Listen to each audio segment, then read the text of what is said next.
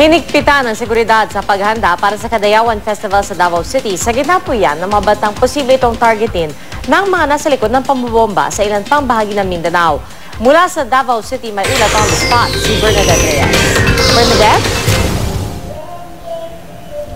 Pia, sa kabila ng mga banta na maaaring susunod ng target ang Davao City na mga panggugulo ng mga terorista ay tuloy pa rin ang mga paghahanda rito para sa Kadayawan Festival.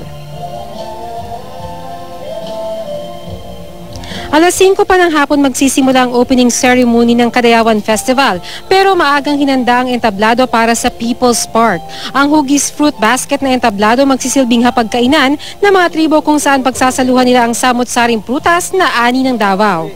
Kahit ulan, hindi mapipigil ang pagdiriwang. Nakahanda ang mga tent na masisilungan ng mga panauhin. Sa kabila ng pahayag ni Davao City Mayor Rodrigo Duterte, umaasa ang mga Davaoenyo na tuloy pa rin ang mga activities rito, tulad na ng street dancing sa August 17 at floral float parade sa August 18. Habang wala pang formal na anunsyo kung ititigil ang iba pang activities, patuloy ang mahigpit na seguridad sa lungsod. Konting patience tapos cooperation lang kasi sa atin lang naman kasi it's for the benefit of everyone. Sana matuloy para masaya naman kami dito sa Davao.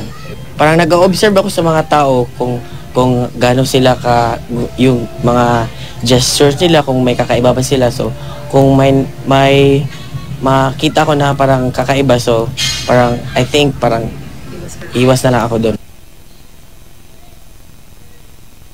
Pia, itong entablado rito sa People's Park ay hitik ng samot-sari mga prutas mula dito sa Davao City. Nariyan ang durian, ang rambutan, ang pinya na talaga ng mga masasarap dahil panahon raw ng ani ngayon dito sa Davao City.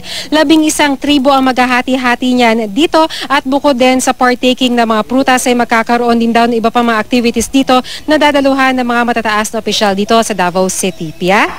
Maraming salamat, Bernadette Reyes.